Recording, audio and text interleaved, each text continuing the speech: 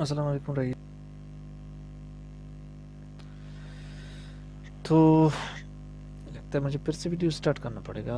کبھی کبھار میرا ویڈیو رک جاتا ہے تو اسی لیے میں کوشش کرتا ہی ہوں کہ ویڈیو کو زیادہ لمبا نہ کر. پھر سے آپ دیکھو ایک مرتبہ پھر سے میں رپیٹ کر رہا ہوں. اسم نکرہ کی قسمیں. اسم نکرہ کی ٹوٹل 4 قسمیں ہیں. پہلا قسم ہے اسم آلہ جو اوزار و آلات کے لیے استعمال ہوتا ہے, جیسے کینچی ہے, چاقو ہے, چھری ہے, تلوار ہے. اس میں صوت وہاں پر استعمال ہوتا ہے جہاں پہ آپ کی کوئی آواز ہو, کسی چیز کی آواز ہو, جیسے کہ سائیں سائیں سائیں, ہوا کی آواز ہوتی ہے نا, یوف یوف یوف.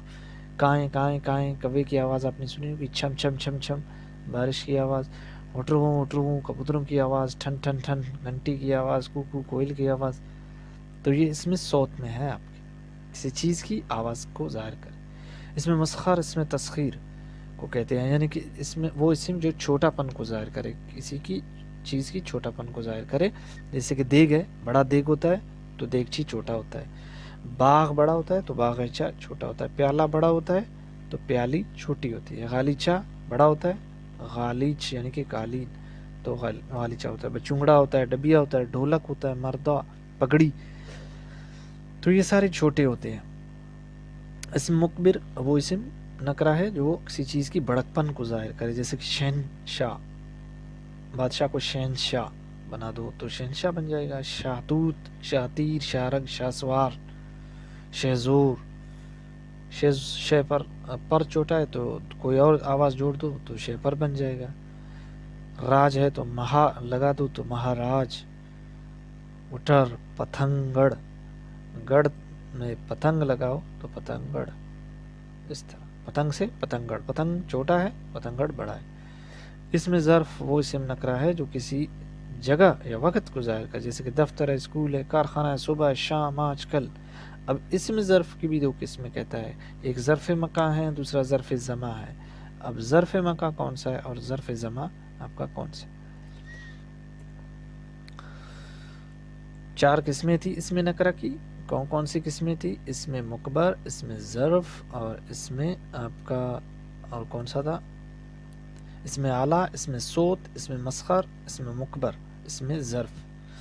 اعلیٰ آلات کے لیے, صوت آواز کے لیے, مسخر چھوٹے چیز کے لیے, مکبر بڑے چیز کے لیے, ظرف آپ کا ٹائم جگہ. اب ظرف مکان آپ کو وہ اسم نکرہ ہے جو کسی جگہ کو ظاہر کرے, جس کہ مسجد ہے, مدرسہ ہے, گھر ہے, اسٹیشن ہے, سبزی منڈی ہے, نمکدان ہے, تو ان کے لیے آپ جو ہے نا ظرف مکان ہوتا ہے. گھر ہے, ڈاک خانہ ہے, پاندان ہے, شارکا گاہ ہے, مے خانہ ہے, منزل ہے. اب ظرف مکان وہ اسم نکرہ ہے جو کسی وقت کو ظاہر کرے, جیسے صبح, شام, دوپہر, رات, سال, مہینہ, ہفتہ, منٹ, آج کل, دن. تو یہ کیا ہے آپ کے ظرف مکان ہے. اب یہ تو تھا اسم کی جو تھی استعمال کے لحاظ سے قسمیں تھی. اسم نکرہ, اسم معرفہ, اسم نکرہ اور اسم معرفہ تھا. تو نکرہ میں آج آپ نے 4 پڑھی, معرفہ جو پہلے ویڈیو میں نے آپ کو بتایا تھا. تو آج ہم پڑھنے جا رہے ہیں اسم کی بناوٹ کے اعتبار سے قسمیں. اسم کی بناوٹ کے اعتبار سے 3 قسمیں ہیں. پہلا اسم جامد ہے, دوسرا اسم مصدر ہے, تیسرا اسم مشتق ہے. سب سے پہلے اسم جامد آتا ہے. وہ اسم ہے جو نہ خود کسی اسم سے بنا ہو اور نہ اس سے کوئی دوسرا اسم بنے, جیسے اینٹ. اب اینٹ ایک اسم ہے, اس سے دوسرا اسم نہیں بن سکتا. درخت ہے, اس سے بھی نہیں بن سکتا. چٹان, دولت, چٹائی, ان سے دوسرا چیز نہیں بن سکتا, دوسرا اسم ان سے. وہ اسم جو نہ خود کسی اسم سے بنا ہو اور نہ اس سے کوئی دوسرا اسم بنے, نہ وہ کسی اسم سے بنا ہے نہ اس سے کوئی دوسرا اسم بنے, اسے اسم جامد کہتے ہیں. اب اسم مصدر کون سا اسم ہے؟ وہ اسم ہے جو خود تو کسی سے نہ بنے لیکن اس سے بہت سے اسم اور فعل بنے. اب لکھنا ہے, لکھنا سے کیا بنتا ہے آپ کا؟ لکھنے والا. کوئی تو بن رہا ہے اسم. لکھنا ہے لفظ ہے, اسم ہے, لکھنا اسم ہے, تو اس سے ایک لکھنے والا اسم بن رہا ہے, یعنی کہ لکھا وغیرہ. اردو زبان میں نا مصدر کی علامت ہے، مثلا اٹھنا، بیٹھنا، جاگنا، لیکن کچھ الفاظ ایسے بھی ہیں جن کے آخر میں نا آتا ہے لیکن وہ مصدر نہیں ہوتے ہیں، وہی بتا رہا ہے آپ کو کہ وہ مصدر نہیں ہوتے ہیں، جیسے گناہ کا نا، اب نانا، دیکھو اس سے دو چیزیں بن رہی ہیں گناہ سے، کیا بن رہا ہے، ایک تو بن رہا ہے آپ کا گناہ کا، آپ نا جو ہٹاؤ گے اس کے ساتھ نا کا اور اضافہ کرو گے تو نانا، پرانا، بچونا، دیکھو دو چیزیں، دو اسم بن رہے ہیں، اسے کہتے ہیں اسم مصدر، چونا سے تانا، بانا، سونا، اب نا سے کتنے الفاظ بن رہے ہیں، دیکھو دات، یہ مصدر نہیں ہے، یہ مصدر نہیں ہوتے ہیں، جب نا آتا ہے لیکن وہ مصدر نہیں ہوتے ہیں، جیسے کہ گناہ کا نا ہے تو نانا، یہ سب مصدر کی علامت ہے، اٹھنا، بیٹھنا، جاگنا، لیکن کچھ ایسے الفاظ کہتے ہیں ان کے اگر نا کو ہٹایا جائے تو یہ چیزیں بنتی ہیں، یعنی کہ وہ مصدر نہیں ہوتے۔ اب اس میں مصدر کی قسمیں، مصدر مفرد، مصدر مرکب، مصدر لازم، مصدر متعددی۔ اب اس مصدر کی بھی کچھ قسمیں ہیں، 4 قسمیں بتا رہا ہے۔ پہلا قسم بتا رہا ہے مصدر مفرد، وہ اسم جو شروع ہی سے مصدر کے معنی میں استعمال ہوتا ہے، آنا، جانا، پڑھنا، لکھنا، کہنا، اب یہ مفرد مصدر ہے، ان کے ساتھ کوئی دوسرا جوڑو تو یہ بن جاتے ہیں مرکب مصدر۔ اب مصدر مرکب کیا ہوتا ہے، وہ اسم ہے جو کسی مصدر کے شروع میں کوئی لفظ لگا کر دوسرا مصدر بنا لیتی ہے، اسے مصدر مرکب کہتے ہیں، جیسے کہ، اب یہ کہ ہے، اس کو ہٹاؤ گے تو آنا، جانا، لکھنا، پڑھنا، اب اس کو ملاؤ گے تو یہ بنے گا مرکب، کہ آنا، بہک جانا، اب دیکھو یہ 2 لفظ ہیں اس میں تو بہک جانا، کلمہ پڑھنا، قصیدہ لکھنا، سچ کہنا، تو یہ بن گیا آپ کے مصدر مرکب، ٹھیک ہے۔ چلیں نیچے جاتے ہیں۔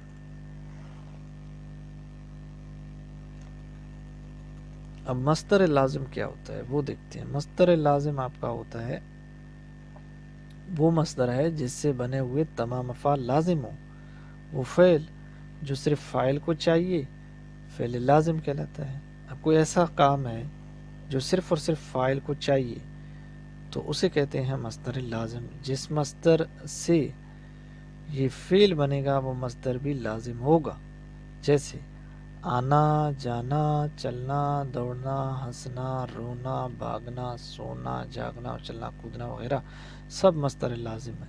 اب فاعل کے لیے تو یہ چیزیں ہونی چاہیے، فعل کا ہونا لازمی ہے، تو اسی لیے اس کو مصدر لازم کہتے ہیں، یہ ہوگا آپ کا مصدر لازم۔ اب مصدر متعدی وہ مصدر ہے جس سے متعدی افعال بنتے ہیں۔ متعدی فعل وہ فاعل ہے جو فاعل کے علاوہ مفعول کو بھی چاہیے۔ اب یہ متعدی فعل وہ ہے چیز ہے جو فاعل کے علاوہ مفعول کو بھی چاہیے، جن مصادر سے یہ متعدی افعال بنیں گے وہ مصدر متعدی ہوں گے، جیسے لکھنا، پڑھنا، کھانا، پینا، پیٹنا، دوڑانا، رلانا، بگانا، چلنا، دکھنا، سننا وغیرہ سب مصدر متعدی ہے۔ نوٹ، یہ یاد رہے کہ مصدر لازم کو مصدر متعدی بنا لیتے ہیں جس کے مندرجہ ذیل طریقے ہیں۔ مصدر لازم کی نا سے پہلے الف لگا دینے سے مصدر متعدی بن جاتا ہے، جیسے چلنا مصدر لازم ہے تو چلانا۔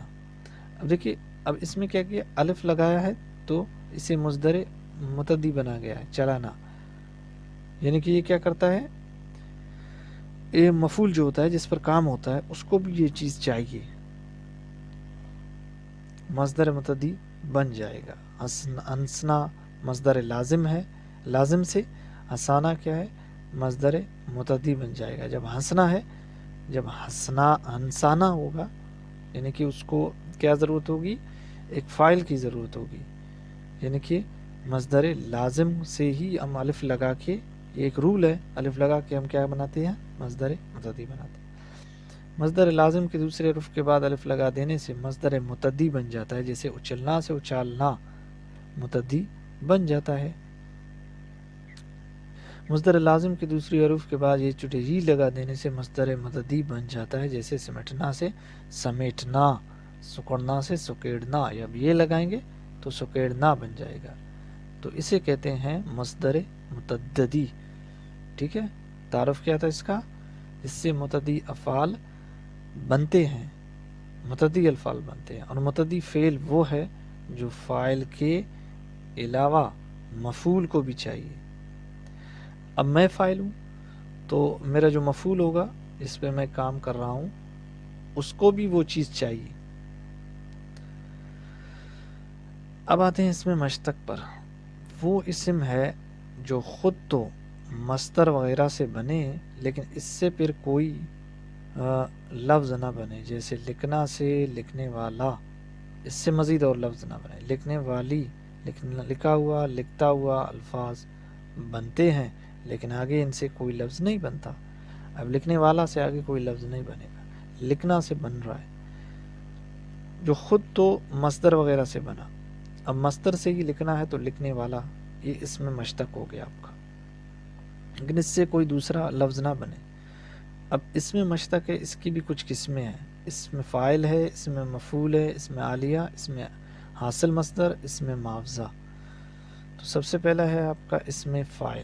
اب یہ جو اسم مشتق ہے اس کی بھی کچھ مثالیں اس نے دی ہے اور اس کی بھی کچھ قسمیں دی ہیں. تو وہ قسمیں آپ کی یہی ہے. کون سی ہے؟ سب سے پہلے آپ کو دیا ہے اسم فاعل. اسم فاعل آپ کا کون سا ہے؟ یہ ہے. وہ اسم مشتق ہے جو کسی فاعل کو ظاہر کرے، جیسے کہ اب یہ وسیم آپ کا کیا ہے؟ فاعل ہے.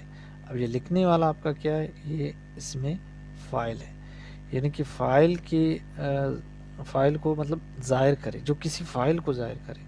اب وسیم کو میں لکھنے والا کو ہٹا دوں تو وسیم ایسا ایک نام ہے، جب لکھنے والا کہوں تب یہ بن جائے گا اسم فاعل. یہ مشتق کی قسم ہے. وسیم لکھنے والا، مقیم پڑھنے والا، ان میں وسیم کو لکھنے والا اور مقیم کو پڑھنے والا کہہ کر دونوں فاعل ہونا ظاہر کیا گیا ہے، یعنی کہ دو فاعل ہوتے ہیں، لکھنے والا بھی وسیم ہے اور وسیم بھی وسیم ہے، اس لیے لکھنے والا اور پڑھنے والا اسم فاعل کہلاتے ہیں، یعنی کہ دو اسم ہوتے ہیں، لکھنے والا بھی اور وسیم بھی. اب پھر کہتا ہے کہ اسم فاعل کی بھی کچھ قسمیں ہیں، دو قسمیں ہیں اس کی، اسم فاعل قیاسی، اسم فاعل سماعی. اب اسم فاعل قیاسی کیا ہوتا ہے؟ وہ اسم ہے جو قاعدے کے مطابق مصدر سے بنایا جائے، یعنی کہ کسی مصدر سے اگر کوئی چیز بنایا جائے اسے ہم اسم فاعل قیاسی کہتے ہیں. جیسے کہ لکھنے والا آپ کا پڑھنے والا، اب جیسے کہ میں پڑھا رہا ہوں تو میں کیا بن گیا؟ پڑھانے والا. تو میں کیا بن گیا؟ فاعل قیاسی بن گیا. اب میں خود کو کہوں گا اجاز تو میں کیا ہوں؟ اسم ہوں. اب میرے ساتھ کوئی پڑھانے والا، اجاز پڑھانے والا، تو یہ بن گیا آپ کا اسم فاعل. اب اسم فاعل کے اندر لکھنے والا کیا ہے؟ پڑھانے والا کیا ہے؟ یہ آپ کا اسم فاعل قیاسی ہے.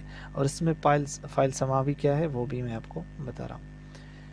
تو اسم فاعل قیاسی بنانے کا طریقہ یہ کہ مصدر کے آخر سے الف ہٹا کر مذکر کے لیے یہ والا اور مونس کے لیے یہ والی لگا دینے سے اسم فاعل بن جاتا ہے، جیسے پڑھنا سے پڑھنے والا اور پڑھنے والی، لکھنے سے لکھنے والا اور لکھنے والی، مونس کے لیے آپ کو والی. اب اسم فاعل سماعی بنانے کا طریقہ کیا ہے؟ تو اس اسم فاعل کے بنانے کا کوئی خاص طریقہ نہیں، بلکہ اہل زبان سے مختلف علامتوں کے لگانے سے اسم فاعل بنایا جانا منقول ہے، جیسے کہ ٹٹھیرا، لکھڑارا، رکھوالا، حلوائی، دھوبی، موچی، جواری، سناری، پجاری، بھکاری، بٹیارا، سپیرا، گھسیارا، ڈھاکو، جیب کترا، چور، ڈاکیا، کھلاڑی، گویا. فارسی کی اسم فاعل بھی اردو میں مستعمل ہے، مثلا رابر، رہنما، سرمایہ دار، کتب فروش، خیر خواہ، باغبان، توجیہ طلبگار، باشندہ. یہ سماعی ہے. ٹھیک ہے، اسم فاعل سماوی بنانے کا طریقہ کیا ہے؟ کوئی خاص طریقہ اس کا نہیں ہے، بلکہ اہل زبان مختلف علامتوں میں سے لگا دیتے ہیں.